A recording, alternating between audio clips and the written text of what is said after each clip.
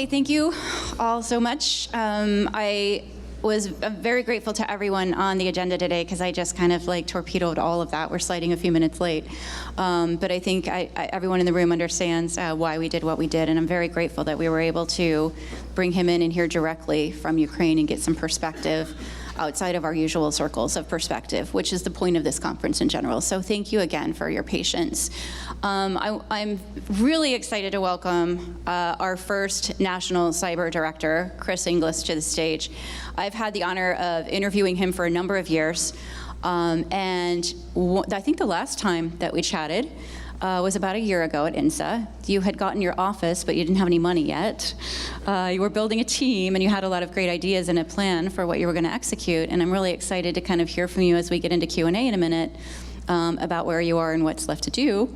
But I'd like to first turn the whole thing over to you for a few minutes, if you don't mind, for some opening comments on sort of what you have learned so far, where we are. Yeah, so thank you, Suzanne, and thank you, everyone, for your time and attention today. And thanks for the opportunity to hear the session that we just did. I must say I probably speak for all of us of how humbled and inspired I was at once by what we just heard. So many of us in the work that we do vis-a-vis cyber sometimes feel like we're being cast about on some kind of trackless sea, and that we're fated to suffer certain consequences. In no way, shape, or form did we just hear a country talk about fate. They talk about choice. They're quite intentional about declaring what their future should be, and they've taken this by the horns, and they're moving forward. Who amongst us could demonstrate any lack of resilience, robustness in declaring what we will choose to do to make sure that the future is what it must be? To that end, I was just going to open some very brief remarks about where we are. And when I say we, I hopefully mean everyone in the room. But I can and will speak for the Office of the National Cyber Director. We're on version 6.0 of the organization. We've been growing like Moore's Law every quarter. So version 1 was me for the better part of a month. Version 2 was 3 of us for another month, and so on and so forth, and here we are a year later. We're sitting at about 65 people in the White House. It's not about the organization, but it just gives you a sense that we're big enough to now begin to sponsor initiatives to do the work that we set before us. We're, of course, too small to be an operational organization, and I think that that's a feature. And I'll speak a little bit more about that in the details when you get to the Q&A. I was going to offer up front, perhaps in a somewhat Socratic way, 3 framing questions, and then put that in a larger context, and then hopefully get to the details of what I mean by that when you begin to ask your questions, Suzanne. The first framing question is, given that we're all here to discuss cyber, is it, what if a transgressor in this space had to beat all of us to beat one of us? What if that were true? Second, what if it were finally true that we put cyber in its rightful place, meaning we subordinated it to our larger interests, the things that we want to do in and through cyberspace, as opposed to thinking about cyber for its own sake, thinking about it as a silo that we develop and deliver so that we have bragging rights at the water cooler about how clever, cool, and brilliant our digital infrastructure is. And what if, as a third matter, we got up in the morning and did not obsess about threat, we obsessed about the positive aspirations we have in and through cyberspace. We reimagined what we were thinking about in the 1990s when we thought that the introduction of ARPANET, MailNet, the internet, cyber, was brilliant to the point of we could do things we could never have considered before. If we take those 3 questions and reverse them in order and make them declarative statements, I think that that begins to constitute the choice we must make going forward, following in the brilliant example of the Ukrainians. What is it we want the future to look like, and are we willing to actually bring that about? Choice 1 is, do we in fact have positive aspirations for the use of digital infrastructure? Is that what we get up in the morning and think about? If that becomes true, then we should be prepared to make the investments necessary to deliver that, not let it take its own course, not let market forces alone or fate alone kind of render where we're going to go with this. 2, if we think then about the role of cyberspace not as a thing in its own right, remember what Jeff Moss would say, race cars have bigger brakes, not to kind of have bigger brakes, but to go faster. If we think about the role of cyber as being something that delivers the outcomes that individuals want, societies want, the delivery of critical functions, the ability to do banking, and so many other things, then I think it becomes a matter for all of us, not just the word cyber IT has to show up in your job title, but all of us have a role to play. And if we then do that, if we make the investments necessary that it delivers on our positive aspirations, we get a defensible architecture, but by no means a secure architecture. An architecture that's comprised of technology and people who are in it, and doctrine, which is a component of it. Roles and responsibilities have to be specified. We get an architecture that's defensible, but not secure. It must be defended. And at that moment, we have to choose how we defend it. Do we continue to have a division of effort approach, or do we have a collective approach to my first question, which is really the third issue, of do we make it such that a transgressor has to beat all of us to beat one of us? The strategy that emerges from that, and we are at the moment writing a U.S. national cybersecurity strategy, two misnomers in that. One, it can't just be a U.S. strategy. That's what we can speak for, but it has to work in an international domain. And two, the second misnomer is it's really not about cybersecurity. It's about delivering the full fruits and promise of the internet, of cyberspace. But that strategy is based upon two premises. One, that resilience by design cannot any longer be discretionary. We have to actually step in and determine what we want the internet to do for us, and we have to invest in roles and responsibilities definition, in getting people up to speed, and making sure that technology is bent to that purpose. And when what results then as a defensible architecture is given to us, we have to defend that as a collective, collaborative endeavor. We can no longer afford to do that as a division of effort. Ukraine has shown us that defense can be the new offense. Ukraine has shown us that you can, in fact, defend yourself even in and through cyberspace by essentially doing what's required to invest sufficient resilience and robustness. By no means do they have a perfect digital infrastructure. It's full of challenges, possibly some days full of Russians. But it's shown us that you can take that defensible architecture, and if you use agility, if you use audacity, if you understand what it is you want that to do, what do you want that to deliver, and participate in a collective defense where many nations and the private sector and the public sector together challenge the Russians to beat all of us, to beat one of us, you can, in fact, achieve your aspirations in and through cyberspace as much or more as in and through your physical domains, your society. So those are my opening remarks. I know there's not enough specific in that to talk about what we're actually doing, and I know Suzanne will ask us some questions, and you will ask us some questions, but I'm delighted to serve alongside not just my federal colleagues in the room, but all of the private sector representatives here, because this is a challenge for all of us, not the few of us who have the word cyber or IT in their job titles. I don't exist for cyberspace. I exist because of cyberspace, and we need to make sure that we bend it to do what we want it to do for us in all the most positive ways. Suzanne, I look forward to your questions. Thank you. Okay, I am not going to hog the stage on this one, so I'm going to encourage everyone to start thinking about a question or two and then be ready in just a moment, because I'd prefer that this conversation mostly come from you. But I do want to start. I think it would be wrong of me not to at least follow up on the Ukraine aspect, and I'm glad that you mentioned it in your opening comments.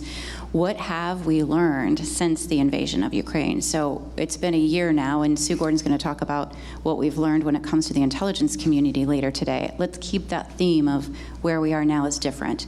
So after this invasion happened, I know there were indicators and things before, but on the cyber side, for what you can share, what do we know now that we didn't know before? Many things that we might not have imagined were either possible or appropriate beforehand. First and foremost, I would have underestimated if somebody had asked me in February of 2022, this is an admission of guilt, I would have underestimated the power of defense. You know, I would have thought that a numerically superior kind of aggressor with perhaps technological superiority and numerical superiority on their side would have overwhelmed any defense. I was once unfortunately quoted, Michelle Perloff, I think, quoted me on this, and she was right when she quoted me, in saying that if soccer kind of were translated into cyber, that we'd be 10 minutes into a soccer game in cyberspace and the score would be 462 to 450. I don't believe that anymore. I believe the Ukrainians have shown us that, you know, some investment, I was about to say modest, but an investment, right, in the resilience and robustness, not just of the digital infrastructure that we know as technology, but in roles and responsibilities and the people skills, can pay huge dividends in your ability to conduct a stout offense or stout defense in the presence of an offense. Defense can be a component of the new offense. Two, I think we overestimated the power of offense in a campaign format. Said another way, I think offense is harder than it looks. Kind of episodic approaches which might fire a salvo, sucker punches, not petcha, they're still out there, and our infrastructure is far too weak in some cases to withstand sometimes the withering fire of one of those. But a campaign is another thing altogether. Campaign requires a degree of instrumentation. It requires a degree of continuous understanding of what the lay of the land is, an ability to synchronize fires, to reassess, to regroup, reattack. And so I think having overestimated the power of campaign-style offense, even in cyberspace, the difficulty of that, having underestimated defense, I might not have seen that there was a peering possible or available between the defense and the offense.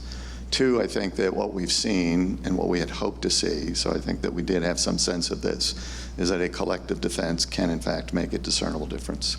The Russians now find themselves having to beat not just the Ukrainians, which is the object of their attention, but they have to beat Microsoft, they have to beat Cisco, they have to beat ESET, they have to beat Starlink, Elon Musk, they have to beat any number of entities in that collective shared defense in order to beat the one thing that they want to beat, the Ukrainians. We have in fact made it more possible that you got to beat all of us, or many of us, to beat one of us. That's huge, and we need to extend that perhaps more broadly in the realm of cyberspace. I would say there's nothing about this that tells us we're past the crisis, right? There are still sucker punches out there. There are still shots that we can't afford to take. But this is something that is a shared proposition, not suffered by one member, one party in and through cyberspace. This is a risk to all of us, and we need to make sure that we are prepared for that we've mobilized a collective defense to essentially be on the front balls of our feet, and that we see this through to the end, which is to declare what our positive aspirations in and through cyberspace are, and be prepared to make the investments necessary to secure them, to deliver them, to defend them. So I think that's what we are learning from the Ukrainian crisis. When you use the term collective defense, has the definition of what that means or what that looks like changed since what we've seen in Ukraine?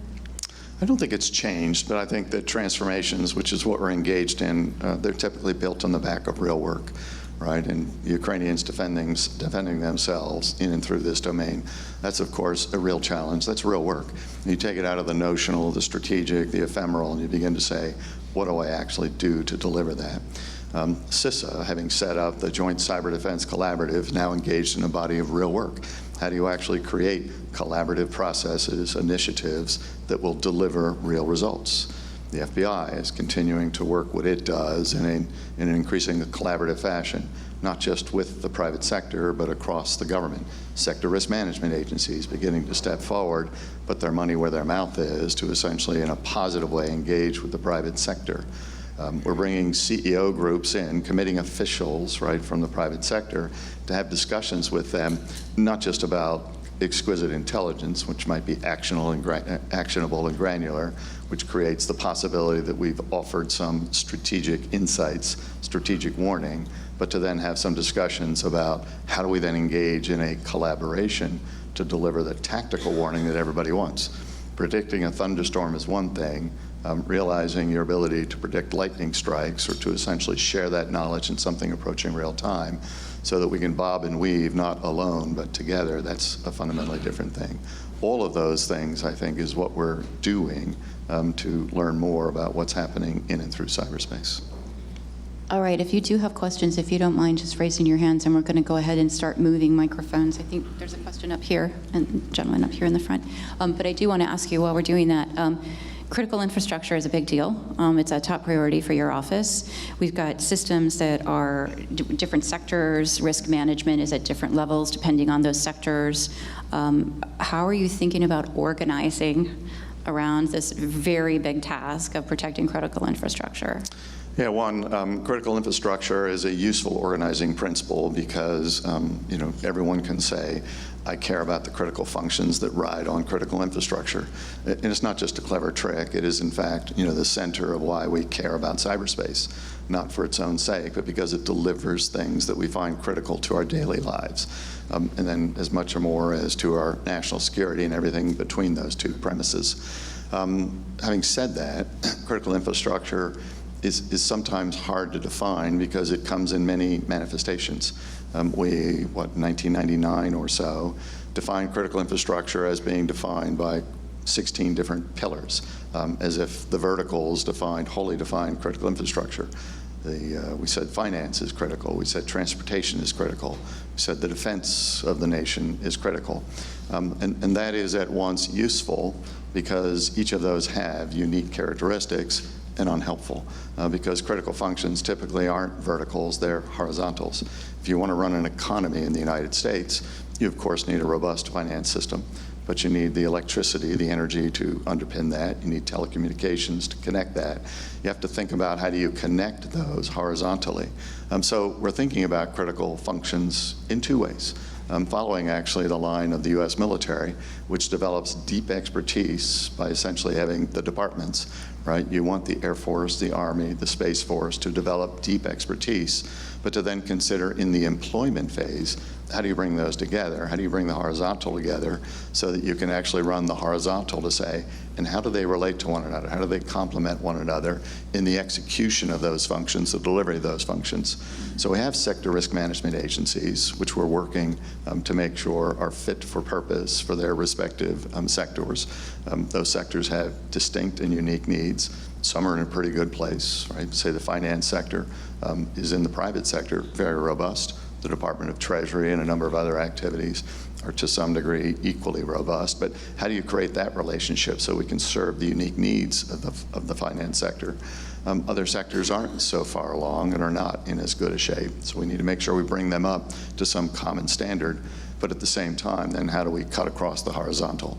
And cutting across the horizontal probably means we do two things. One, we're going to have to pull the threads to determine what the common assets are across those horizontal threads. And two, we're going to have to find the ways that we collaborate once we develop that resilience to understand the present form of that resilience and to sustain it through a collaborative defense. I've mentioned the Joint Cyber Defense Collaborative that CISA is running. The FBI still has NCI-JTF as an opportunity to participate in responding to not just victims, but to do then threat response. The energy sector has the Emerging Energy Threat Analysis Center, which is being built out in Aurora. The physical place is less important than the virtual connection that represents. NSA, on behalf of the Department of Defense, has its Cyber Collaboration Center. These sometimes look like as it's a dissembling of the various activities, but think about those as the deep and sharp activities in the SRMAs that essentially develop the expertise, and then in the employment when we collaborate, where we pull that horizontal thread. If they can be built so that they complement one another, it creates a unified collaborative front that makes it harder for an adversary to hold one of us at risk without then suffering the response from all of us who will step in and help defend that. And understand, we're going to get to your question in just one moment after this. I just want to follow up just real quickly, take a step back and ask you, the risk management is one of the most challenging things when you think about private sector companies and at very different levels, small ones, medium-sized ones, large ones. What are your thoughts on risk management and how you're leading from your office on that topic? Yeah, so I think that the concept, the term of art that we're using these days, both within the federal government and in various other ways, the language might be different in the private sector, is moving from compliance towards risk management, towards perhaps a culture that says, let's understand what the priorities are for the things that we have positive aspirations about. Let's then rank order the things that we want to defend. Let's then understand what the threat context is to them. In some cases specific, in some cases we have to consider the general proposition, and then let's align our resources accordingly. Zero trust architecture, a concept that's more recent in the federal government, is an old term. It's probably 50 years old, made new again, which essentially says the best we can do is to develop defensible architectures We must then be prepared to defend those. The former is largely not just a doctrinal activity, but it's an investment activity. Let's think about that as a capital expenditure. The latter, in terms of how you then defend that, is the operational expenditure, the OpEx part of the activity. You have to do both of those in any enterprise, but you take the risk approach by saying, I can't defend all things against all perils. You then mobilize according to what your positive priorities are in the context of threats, and do that in a way that you have sufficient agility that you can meet the need of the moment while anticipating the need of the future. That is a culture more than it's a product that one might sell or buy. It's essentially required in this space where the surface itself is undulating. I can't predict what technology is going to be used next year, what threats are going to be used next year, but I know what I want to do with digital infrastructure moment by moment. And as Drucker would say, the way out is through. We're going to have to actually use this as the point of departure and essentially move forward with that concept in mind, that culture in mind, and processes that are then agile and audacious enough to meet the need. Thank you. Okay, let's open up to questions. And if you don't mind, for the rest of today, just ask that you tell people your name and where you're from so we all kind of get to know each other again a little bit more. Go ahead. Good morning. My name is Gabby Diadamo. I'm from Accenture. I wanted to ask you about cyber workforce, an issue that both the private sector and the public sector share together. I think as of now, the efforts on workforce have been pretty haphazard through the private sector. Every company is kind of on their own, developing programs and apprenticeship programs and skilling, and the government is separately having that effort. I know you're working on a cyber workforce plan and seeking private sector and public input, but I wondered if you could talk a little bit about kind of in the near term, your recommendations, what you're asking the private sector to do to think about these issues and to work collectively with the government. Yeah, so thanks for the question. That's a great question, and that should be the center, I think, of much of our work to get cyber into the right place. I'm going to offer a general proposition and then hit that specifically. First, my own definition of cyber, borrowed from many of you in the room, is that it is technology and people and doctrine. The latter two are not implicated in cyber. They're not adjacent to cyber. They're in cyber. They comprise what cyber is, because the choices people make and the doctrine, the roles and responsibilities that we assign implicate our cyber present and future. And so we've got to get those right. It's instructive to me that two of the three things I've mentioned as the noun of cyberspace are all about people. We've got to actually make the investments necessary to get that in the right place. And we have to do it in the reverse order. We have to get the roles and responsibilities right. Too often, it's some poor individual or organization that finds themselves having inherited all of the lack of resilience that no one else has invested in, going toe-to-toe with an adversary and unable to meet the moment, right? So let's get roles and responsibilities right that allocate some expectation of accountability for investment, resilience, the sustainment, the integration of that, so that the user who might then be on the front lines of cyberspace is prepared to meet the moment, because all of the systems, not just the device they may have in hand at that moment in time, have been prepared for that moment. That then leads us to the people piece, right? People kind of are essential to the future of cyberspace, the actions that they undertake. And I think there are three categories that we need to think our way through. There are, of course, the people who have cyber or IT in their job title. The good news there is that historically and presently, we continue to fill about 2/3 of those jobs. The bad news is that the denominator is running away from us. Right now, about 711,000 or so jobs in this country are unfilled. And it doesn't matter whether you look in the government or the private sector, the statistics about the same. We're not going to continue to fill those jobs at a 2/3 rate and succeed in doing what we must do in the future. So we have to re-examine everything about that. In part, the strategy is intended to do just that. How do we re-examine how we've specified the requirements for those jobs? Do you, in fact, need a Bachelor of Science degree in order to be a CISO? I don't think so. It's useful, but it's not necessary. I've met English majors, history majors, God bless them, who are terrific CISOs, because what they bring to the table are critical thinking skills and understanding how to take complex, diverse, right, kind of disciplines, array them in a way that takes a defensible architecture and actually defends it. So let's take another look at that. Let's also then look at the other end of that, about how we actually create inspiration or aspiration on the part of a very broad population to then step into those jobs. And then let's do the thing that we've really not done well at all. Let's manage the transition from aspiration to destination. It's still possible for you to show up at the front door of the federal government, with a Bachelor of Science degree in computer science in hand and be refused kind of employment because you don't have any experience. That's just a little bit crazy, right? We should think about how do we actually make sure that person gets the experience along the way, or embrace that person immediately, bring them in and give them the experience attendant to that. We need to think our way through all those pieces. But there are two other categories. There are adjacent disciplines, maybe they're CEOs, maybe they're lawyers, maybe they're tradesmen living on a digital factory line who need to know more about cyber than they do by simply being raised in its presence. They're not digital natives, they're app natives. And there's a difference, there's a huge and discernible difference between those two. When they store their stuff in the cloud, they have no idea where that is, and they have no idea who's attending to the security of the stuff that's in the cloud. Right now, in part, we need to make it such in the future when you buy a pound of the cloud, it comes with resilience built in. But you need to know what the right questions are to ask about that so that you're then well serviced by that, right? Give them the same sort of training about dealing with cyberspace that we give them about dealing with a hot stove or crossing a city street. So let's take that curricula that develops those professions, developed over millennia, and install a couple of more modules in there so that they understand enough about cyber to actually make intelligent choices, strategic choices in a world based on digital infrastructure. And then there's the third category, which is the all category.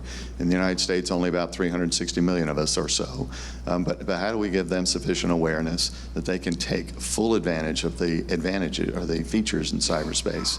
How do we give kids, Jen Easterly likes to say, people K through gray, how do we give them enough information so that they can take full advantage of that? So I've just described a pretty broad set of kind of objectives. We're not going to develop a hierarchical strategy that has a person with a megaphone, perhaps a bully pulpit, that's then going to dictate all of the ideas, all of the actions that must be undertaken. What we can do, what we must do, is to develop a taxonomy that says these are the things that we must do to upskill people to take full advantage of cyberspace. These are the initiatives that then make a discernible difference in that. Connect those, and then figure out which of those must be scaled, and then begin to do that, begin to scale those, shine the lights on those, make the investments in those, so that we mobilize and leverage a fairly broad coalition. In July at the White House, we convened then a group of leaders from the private sector, academia, traditional and non-traditional academia, and the government. 3 cabinet secretaries showed up at that meeting to essentially have this discussion, the beginning of this discussion, to mobilize that coalition. We will, as a byproduct of that, then do the necessary outreach, solicitation, take the influence of that broad coalition, but that's just the leading edge of a much broader coalition to write a national cybersecurity workforce strategy. Now, maybe we remove a word or two and simply say it's about the upskilling of people so that they take full advantage of cyberspace. And when we're done, we'll have something that won't be executed by the few people who have that in their job title.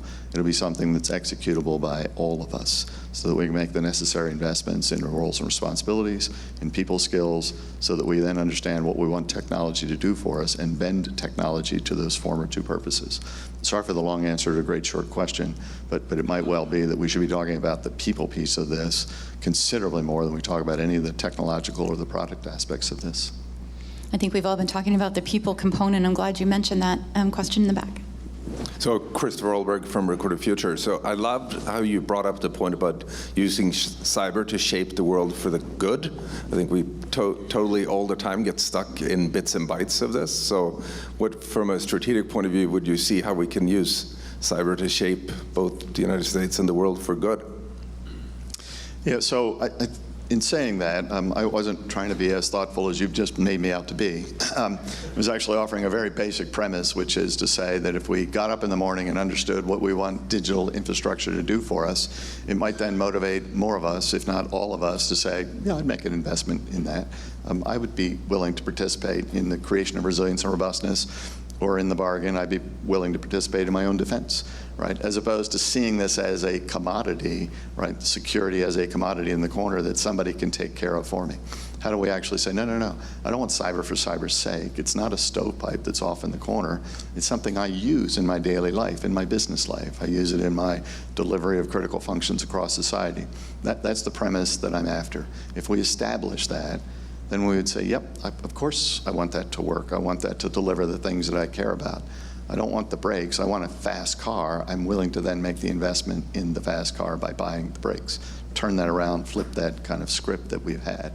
I think if we do that, we then can understand why it is that cyber is such a big deal, right? Because it's insinuated itself into the delivery of all the things that we care about. Having said that, I'll kind of use the opportunity to say then that cyber doesn't just hold data and systems at risk. Cyber holds critical functions at risk. And most importantly, it holds confidence at risk. When you think about the Colonial Pipeline event, what happened there was a Russian criminal gang was able to find a single flaw in the architecture. There might have been others, but they used one, right? And in so doing, right, in holding one person at risk, the failure to configure a virtual private network, they held the confidence of millions of people at risk up and down the eastern seaboard who worried that there might not be fuel stocks necessary to do their personal tasks, their business tasks, or maybe even to do some national security tasks, since that's all based on energy. Let's flip that script. Let's say that the investment of resilience and robustness in that system of systems matters to all of us. Let's make it such that they then have to beat all of us in order to beat one of us, as opposed to beat one of us to beat many of us, because confidence hangs in the balance, critical functions hang in the balance, and of course, data and systems down at the foundations, they hang in the balance. But it's not about the data and the systems, it's about those other two things. Hi, Questions? John Simmons with the Roosevelt Group. I love the title, Comprehensive Cybersecurity. I appreciate your comments about wanting to work with our closest allies, but we expanded the national technology industrial base to include the UK and Australia 6 years ago. My colleague has written about it, Bill Greenwald, that not much has happened. We now have AUKUS thrown out there where we can cooperate. What roadblocks are you able to overcome, either through the executive branch or request on the Hill, to help us actually work with these two countries? I know, listening to the Brits, that we're very good at taking their cyber tools, but not very good at sharing our technologies. I think it just puts us at a disadvantage compared to our adversaries. Yeah, so if the question is about kind of export controls, CFIUS, things of that sort, you know, that's a separate matter. But let me take the question as you've asked it, and then perhaps kind of the question you imply. First and foremost, what I've described as an emerging cybersecurity strategy, based upon the work of many administrations, based upon the work of many in this room, right, must be done, can only be done in an international context. It is instructive that the U.S. State Department has created a Bureau of Cybersecurity, right, and digital kind of digital technology. Nate Fick, now having been confirmed, I think can step boldly into that role to ensure that we begin to use diplomacy, right, to effect a shared understanding of what cyber means for us, a shared understanding of what perhaps then the benefits are that accrue to like-minded nations in this space, and to work that accordingly in a collaborative way. And not just with Five Eyes, not just with AUKUS, not just with the Quad, but with any like-minded nation. We brought 60 nations to the White House, I think it was in the August timeframe, to sign out what was called a Declaration for the Internet. That's a group of 60 that might have a hard time agreeing on what we should have for lunch, but they agreed, right, about the principles of digital infrastructure and what society should expect from that. Very positive declaration. But leaving the room, I think we could all then imagine, what do we do about that? What we do about that is make sure that we then describe what the principles are, kind of back to the point that Kevin made in part of his remarks. What are the principles that then govern our choices? What then are the collaborative relationships we have about making those investments? What are the technologies we have? And how do we increasingly treat the digital infrastructure and the companies who deliver that digital infrastructure as a common good, right? So that those companies don't have to then wax and wane depending upon what standard has been defined by one or more of those against the will of others of those, so that you can then operate across these boundaries, which do not respect geography, but actually do operate on a set of common principles. Now, in our desire to then have more confidence in our supply chains, and more confidence in the geopolitical systems that perhaps govern some aspects of those supply chains, we have ruled out certain kind of participants in that. U.S. government has made it such that, you know, Huawei and other like technologies cannot be used, must not be used in our federal architecture and increasingly in our critical infrastructure. But that doesn't mean that we have to onshore all of that. It just means that we need to reshore that. And that's then the impetus that's before us. How do we do the reshoring, not necessarily the onshoring? Because we'll never be able to, nor should we want to, produce that wholly within some geographic confine. We have like-minded partners. We have something that the Russians don't have. We have allies, true allies, right? We should use those, embrace those. To the point made earlier in a discussion, we should then rationalize and harmonize the approaches that are being taken internationally so that it is easy to navigate that, and you can show up in many places with a common service or common product because it meets the common standard based upon a very common set of principles. Hi, I'm Tamsin Shaw. I'm a professor at NYU. I don't want to pour cold water on you, what you just said, but I just saw the headline that the head of cyber in Germany has had to resign because of Russia contacts. I know that a lot of people in the UK are worried about government being infiltrated by Russia as well. Is that something that we're protecting ourselves against with our allies as well as our enemies?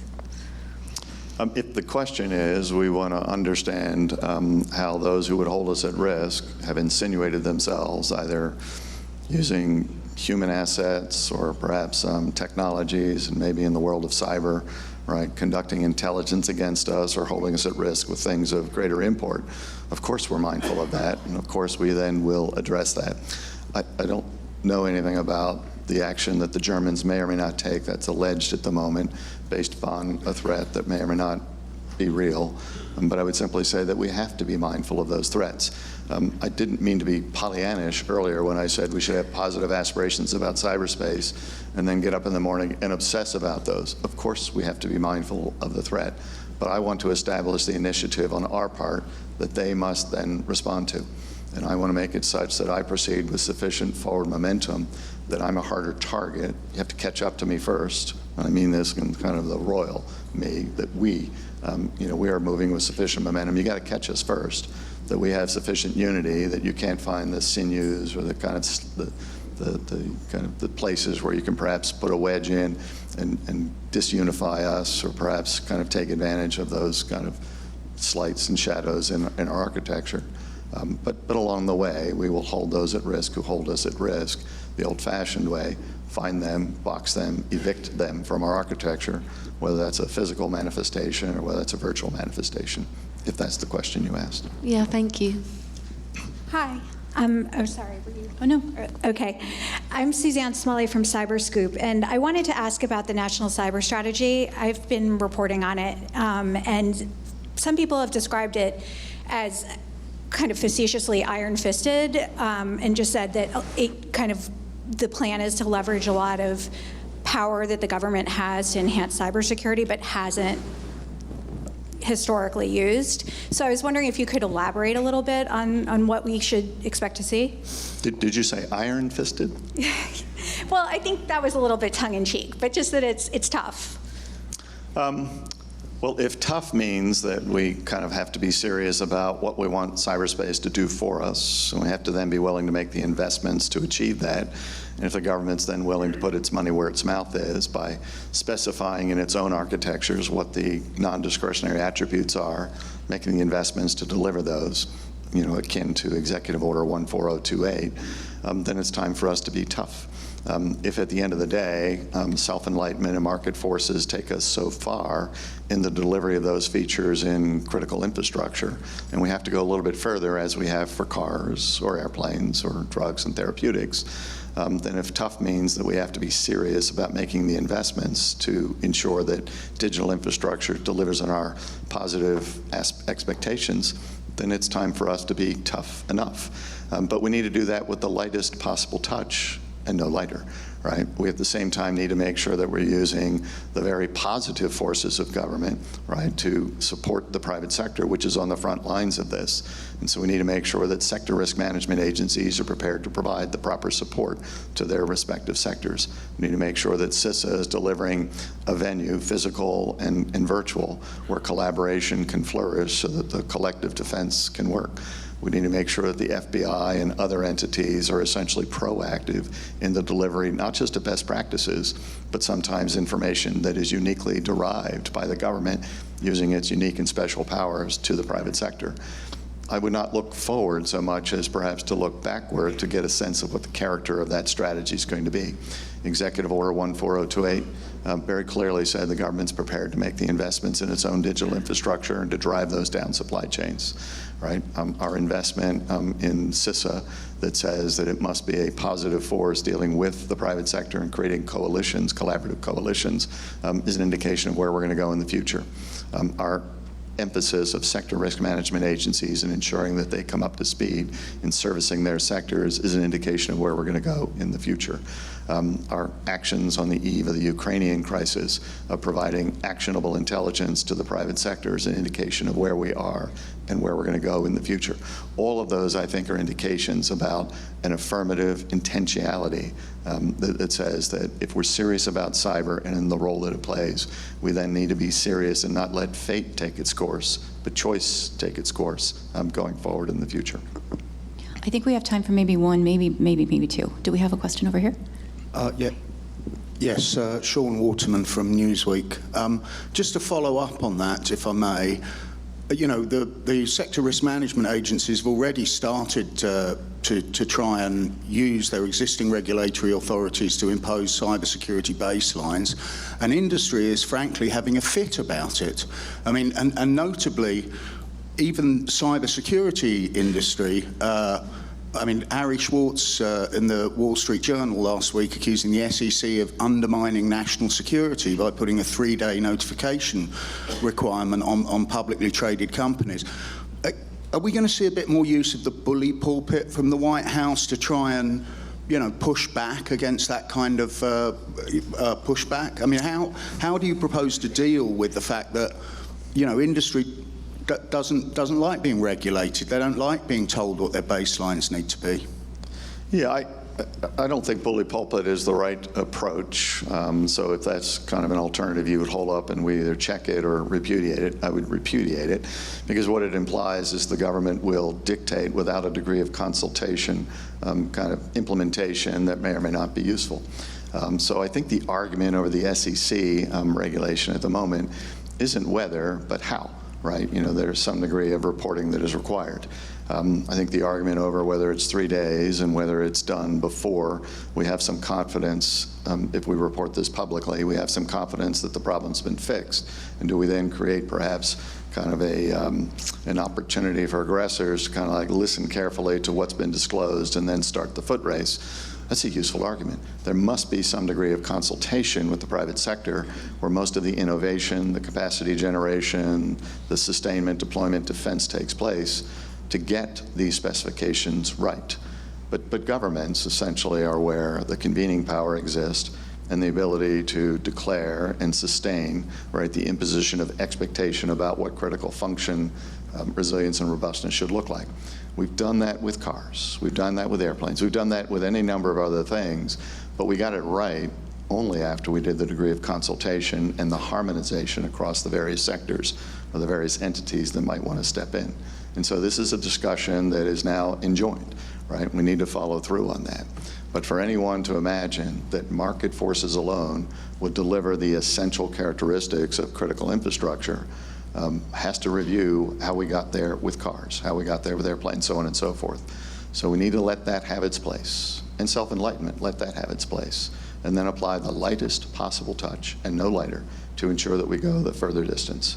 And when we're done with that, to make sure we've not done that in a siloed way, stovepipe by stovepipe, but that we've walked across and harmonized that to ensure that the collective action of agencies, departments, states, and nations, plural, has resulted in a coherent system, not one that is so overwhelming in terms of the duplicative aspects of that, that it's unsustainable, it's unachievable. So that work lies before us. And if you hear some noise associated with that, I think it says that we're actually over the target. We're actually kind of in the right place. It's an old adage, when you're taking flak, you're probably over the target. The question is whether you're then going to do the right thing with the kind of the stimulation that you've created. And I propose that we do the right thing in a high degree of consultation with, by, with, and through the private sector.